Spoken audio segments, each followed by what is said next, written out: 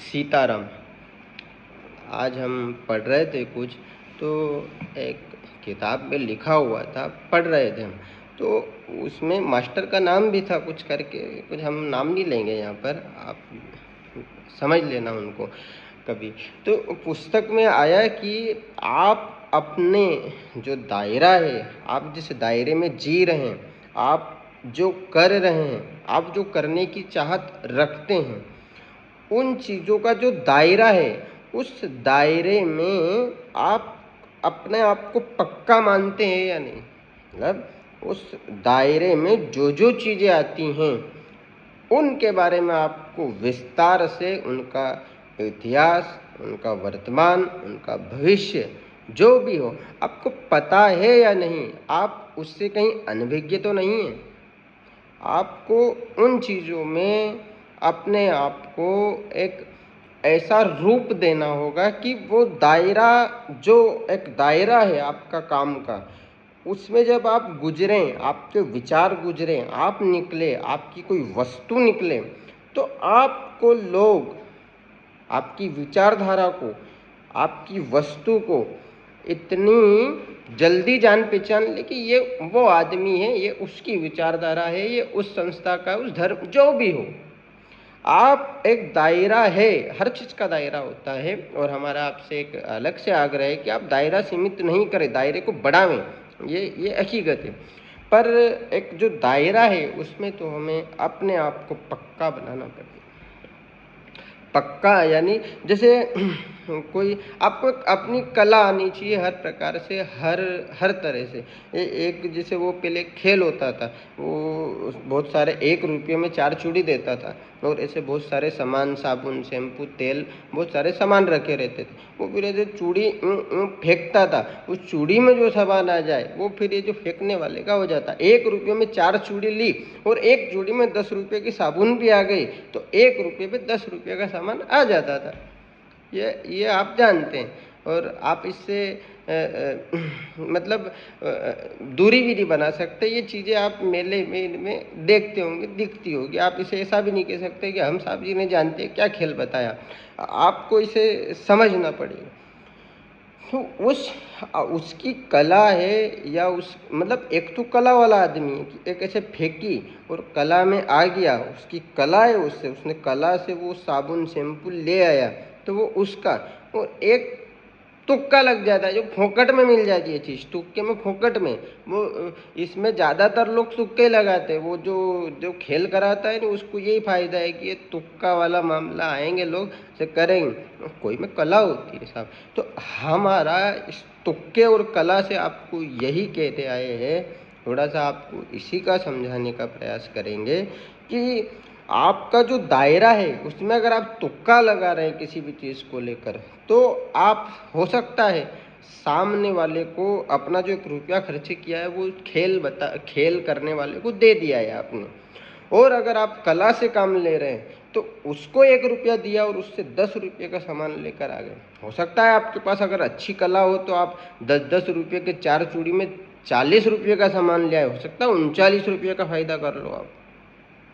मतलब हमारा आपसे निवेदन इतना सा है कि दायरा जो आपका है उसमें आप फोकट में, तुक्के में मज़े लेंगे।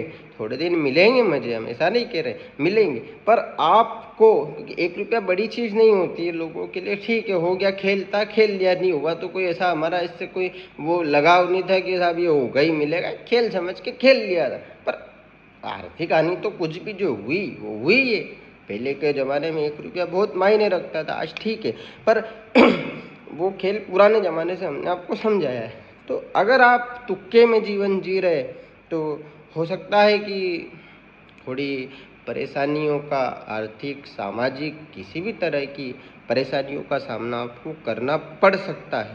पर अगर आप कला से जीवन जी रहे तो हो सकता है, हम ये पैसे को बिल्कुल नहीं ला रहे हैं, आप ऐसा मत सोचना कि पैसा कमाना सीख रहे, बिल्कुल पैसे ऐसे की बात नहीं है। हम तो यहाँ आपको एक ऐसा दायरा और एक कला और एक तुक्का, इन 2-3 चीज़ों को थोड़ा एक संबंध बताने की कोशिश कर रहे थे और इनमें अलगता क्या है, अपने असमानता क्या है इनमें, वो चीज़ें आपके सामने रखी है हमने।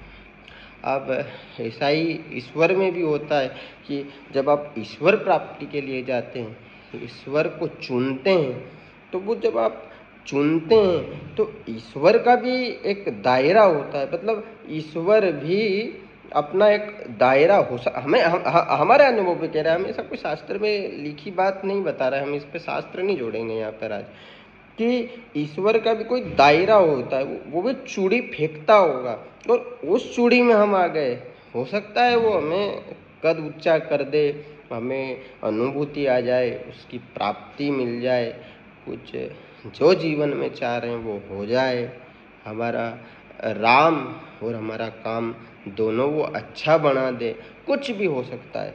मतलब ऐसे चूड़ी फेंकी और हम उसके दायरे में नहीं आए तो हो सकता है वो अलग हटा दे, अपना नहीं माने। जैसे कोई परिवार में कोई कुछ गलत कर देता है, कोई दूसरे समाज की ऐसी कोई छोरी भगा लाए, तो उसको परिवार फिर एक कहता ऐसा, ये अगर परिवार में रहेगा तो हम इसे आपको अपना परिवार नहीं मानेंगे, तो उससे घर वाले भी दूरी बना लेते हैं, उसको अलग कर देते हैं। ऐसा ईश्वर का भी ऐसा ही है। अगर आप उसके दायरे से थोड़ा अलग जा रहे हैं तो हो सकता है वो आपको अलग कर ले, आपसे दूरी बना ले।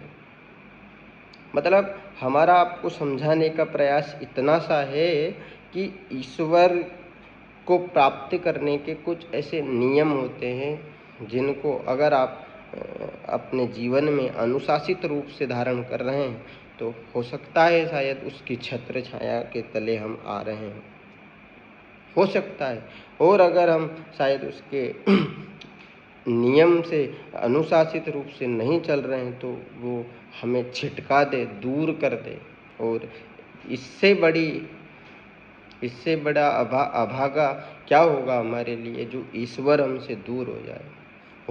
उस शक्ति को प्राप्त करना मतलब हमारा ये है कि आप अपने काम को करें, अच्छे से करें, अपने राम को भजे, अच्छे से भजे, अपने शरीर के तंदुरुस्ती पे ध्यान दे तो अच्छा, अपना 100% दे, अपनी फील्ड के, अपने दायरे के आप पक्के खिलाड़ी बन जाए बस।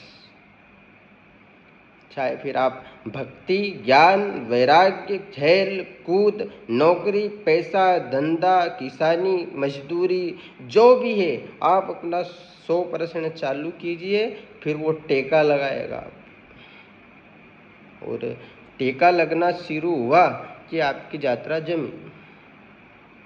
मतलब कोई ट्रक कहीं ऐसे जा रहा है और वो नहीं चढ़ता है तो उसे फिर किसी गाड़ी आड़ी से ऐसा कोई धक्का लगाते हैं, टेका कोई ऐसा कुछ करते हैं, ऐसा वो भी ईश्वर भी फिर आपको ऐसे कई आपके अपने गंतव्य पे पहुंचने में आपको परेशानी हो रही है तो ईश्वर फिर टेका लगाता है और उसी टेके को कृपा कहा जाता है। वो जो टेका लगाता है वो कृपा है, और उस कृपा में अगर हम चले गए तो शायद संसार की जो परेशानियां हमें खा रही है वो दूर हो जाएगी, वो हमें सताएगी नहीं। हमें आपसे आज यही कहने आए थे कि ये कला और आपको जो अभी बताया तुक्का और फोकट में मिलनी चीज़ें, ये तीनों अलग अलग है।